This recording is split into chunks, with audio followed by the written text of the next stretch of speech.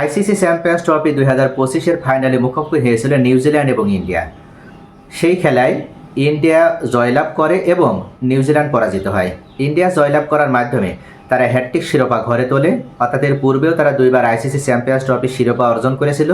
এবং এই শিরোপা অর্জন করার মাধ্যমে পরপর 3বার তারা আইসিসি চ্যাম্পিয়ন্স ট্রফির শিরোপা জয়লাভ করার সৌভাগ্য অর্জন করলো। নিউজিল্যান্ডের ক্যাপ্টেন, পরাজিত ক্যাপ্টেন মিশেল স্যান্টনার,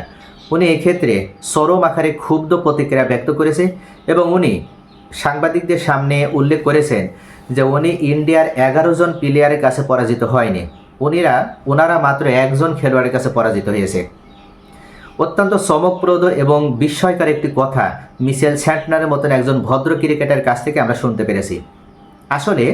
যারা এই কথাটিকে নিয়ে সমালোচনা করতে চায় তারা চাইলে সমালোচনা করতে পারে, আবার যারা এই কথাটিকে ব্যাখ্যা বিশ্লেষণ করে যারা কথাটার পজিটিভ দিকগুলো দেখতে চায় তাদের কাছে কথাটা অত্যন্ত ভালো, ইতিবাচক এবং পজিটিভ হিসেবেই দাঁড়াবে। মিশেল স্যান্টনার উল্লেখ করেছে যে তারা গ্রুপ পর্ব থেকে শুরু করে সেমিফাইনাল পর্যন্ত প্রত্যেকটা ম্যাচ তারা বেশ দাপটের সাথে এবং আত্মবিশ্বাসের সাথেই খেলে আসছিল এবং প্রত্যেকটা ম্যাচেই তারা ভালো খেলা উপহার দেওয়ার মাধ্যমে তাদের প্রত্যেকটা খেলোয়াড় নিজেদের ভিতরে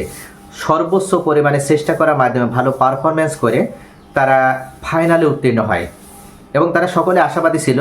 যে গ্রুপ পর্বের ম্যাচে ইন্ডিয়ার কাছে পরাজিত হলেও ফাইনালে তারা ইন্ডিয়াকে পরাজিত করে আইসিসি চ্যাম্পিয়ন্স ট্রফির দ্বিতীয় শিরোপা তাদের ঘরে তুলবে। এর পূর্বে তারা 2000 সালে স্টিফেন ফ্লেমিংয়ের নেতৃত্বে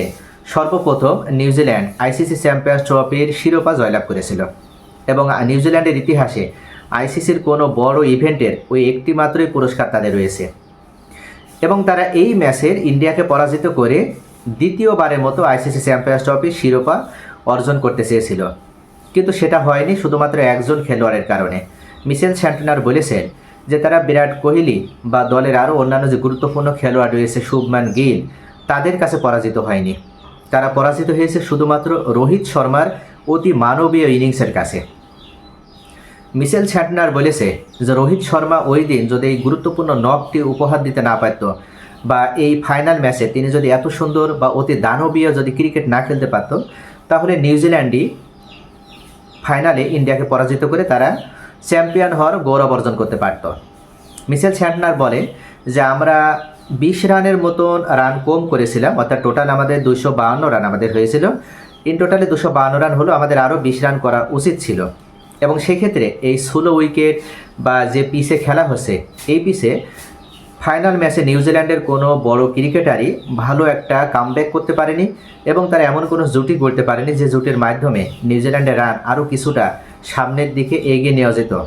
বা নিউজিল্যান্ডে আরও কিছু রান যোগ করা যেত। মূলত নিউজিল্যান্ডের ব্যাটসম্যানরা ওই দিন সকলেই মধ্যম সারির খেলা উপহার দিয়েছে, অর্থাৎ তারা 30, 40, 50 রান করলেও খুব একটা ভালো খেলা তারা উপহার দিতে পারেনি। বিশেষ করে ড্যারিল মিশেল, তিনি শেষ পর্যন্ত ক্রিজে টিকে থেকে একটা হাফ সেঞ্চুরি করলেও 63 রান করলেও ড্যারিল মিশেল মূলত অনেক বল খেলার পর কেবল তিনি 63 রান করতে পেরেছিল। ড্যারিল মিশেলের স্ট্রাইক রেট যদি আরেকটু ইম্প্রুভ হতো সেক্ষেত্রে দেখা যেত দলে আরও 10 থেকে 15 রান এক্সট্রা যোগ হতো এবং সেই রানটা যোগ করতে পারলে নিউজিল্যান্ডের জন্য সেটা একটা ফাইটিং রান হতো এবং ইন্ডিয়া সেই রান শেষ করে হয়তো বা তারা চ্যাম্পিয়ন নাও হতে পারত। তবে এই রানটিকে তারা পুঁজি করে ইন্ডিয়াকে চাপে ফেলতে পারত যদি ইন্ডিয়ার ক্যাপ্টেন রোহিত শর্মা ওই দিন অতি মানবীয় ইনিংস না খেলত। কেননা রোহিত শর্মা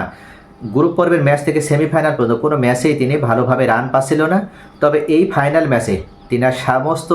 টেকনিক, সমস্ত কৌশল বা সমস্ত পারফর্ম তিনি যেন গোপন রেখেছিলেন এবং ফাইনাল ম্যাচে তার পারফরমেন্স উপহার দেওয়ার জন্যই তিনি মুখিয়েছিলেন এবং নিউজিল্যান্ডের সাথে তিনি তেমনই একটি নক উপহার দিলেন, যার কারণেই মূলত মিশেল স্যান্টনার বলেছেন যে রোহিত শর্মার এই অতি দানবীয় ইনিংস বা ভালো পারফরমেন্সের কারণেই আমরা সেদিন ফাইনালে ম্যাচ হেরেছি।